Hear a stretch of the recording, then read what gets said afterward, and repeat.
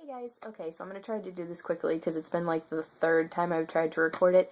But last time I got a frog in my throat and I started hacking in the middle of the video, so sorry about that. But anyway, yeah, so refilming now, everything's good. This is the Fall Time Cozy Time, yeah, Fall Time Cozy Time tag. I saw this over at Lindsay's channel, over at Lindsay's Library, I think, and I will link her channel down below. I do not know who created the tag, because I am not subscribed to their channel, but I think Lindsay does link it in her description, so I will just link her channel and you can go watch her video and then you can get to the original. But anyway, I didn't create this tag, that's the point. So let's get started with the questions. The first one is Crunching Leaves. Fall is full of color. Pick a red covered book to show. And the one I picked is I Am Half Sick of Shadows by Alan Bradley. This is the fourth book in the Flavia de Luce series. I have yet to read this, but I'm trying to read it next year, and I'm trying to finish, Sweetness at the Bottom of the Pie this year, and just catch up with these books next year. And look, it's got snow on it because of Christmas, which I'm kind of sad that I didn't get to this year, because I really would have loved to read it before Christmas, or like around this time, but yeah, that's unfortunate.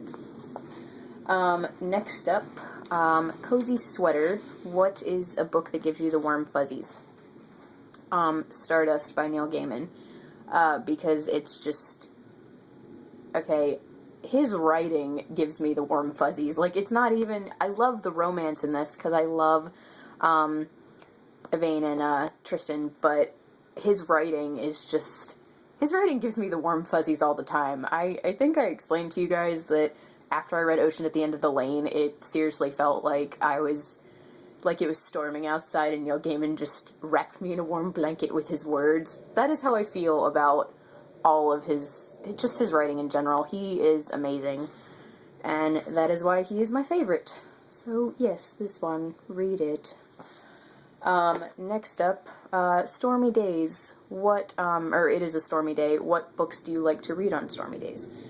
And for me, I really like to read some bigger books sometimes, but I also have specific genres that I like to read on stormy days and nights. I like fantasy and classics. So I have Jane Eyre here by Charlotte Bronte. This is a very good one to read on stormy days and nights, because there are some sincerely creepy moments in this book, because it's gothic and it has a gothic setting, and there is a certain character who is very ghosty, I'll say. So yeah, good one. And then this is The Hobbit by J.R.R. Tolkien. I picked this one, A, because it was sitting right beside me, but B, this is the fantasy book that I need to read the soonest, because the movie, the last installment, is coming out in less than a month. So, yeah, this needs to get read. Next up, we have Cool Crisp Air. Who is the coolest character who you would like to trade places with? And I'm cheating on this, because, I like this character, but I don't consider her to be one of, like, she's not in my top 5 favorite characters, but her significant other is in my top 5 favorite characters. So I would like to trade places with Claire from Outlander, because Jamie Fraser, be still my heart. Oh my gosh. Love him so much.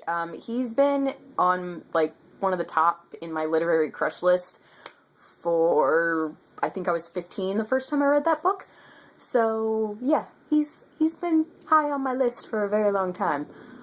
So yes, I would love to trade places with Claire. Although I would probably have to sincerely think about it beforehand, because there's a lot of violent moments in that book that she has to, like, there are some situations that she has to get herself out of, or that Jamie has to get her out of, and it's just like, oh, I don't know. So, yeah, but still, I wouldn't mind. And then we have Hot Apple Cider. What underhyped book do you want to be the next big thing? I have issues sharing the love, people. I really do.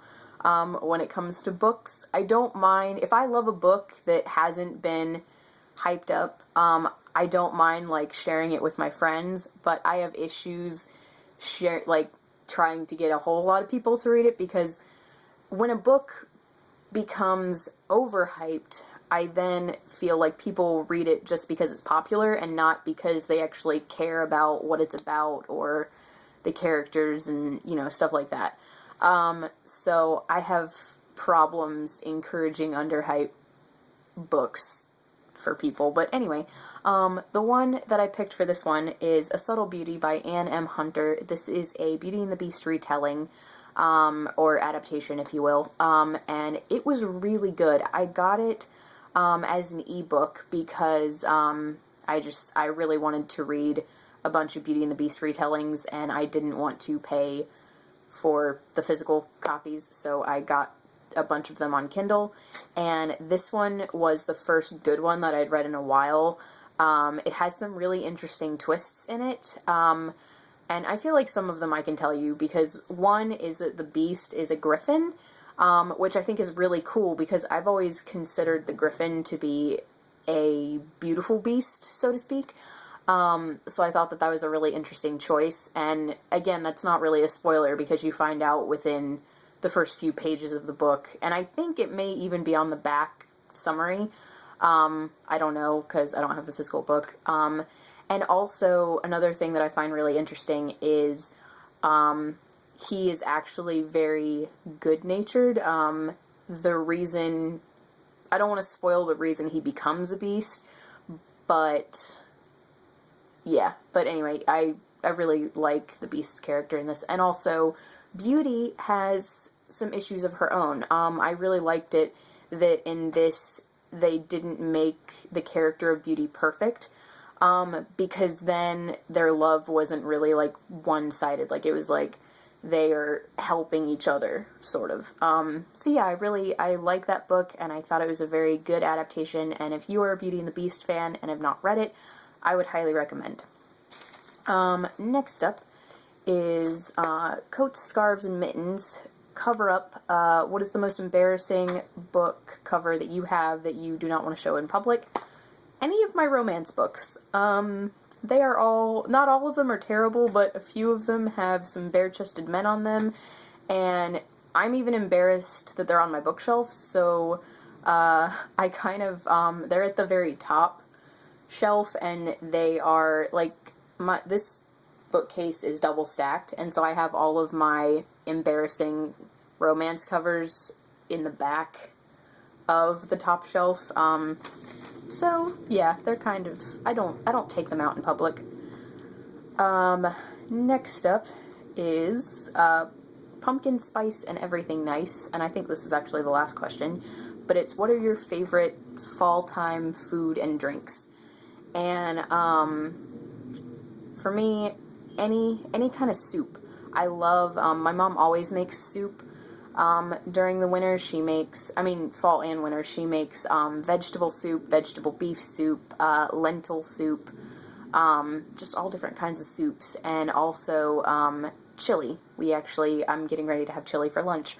And yeah, so soups, stews, chili, tea, coffee, especially flavored coffee this time of year. I like putting, like, peppermint mocha creamer in my coffee, hot chocolate, and for dessert, I love chocolate chess pie. We have chocolate chess pie at Thanksgiving and Christmas, and it's wonderful. It's just fantastic. So, yeah, that is all the questions, or those are all the questions. If you would like to do this tag, feel free, go ahead. Again, I didn't create it, and again, I will link Lindsay's channel down below, and then if you want to know who originated it, you can go watch her video, and then she has it linked down below, in her description section as well. Thank you guys so much for watching, and I will see you guys next time. Bye.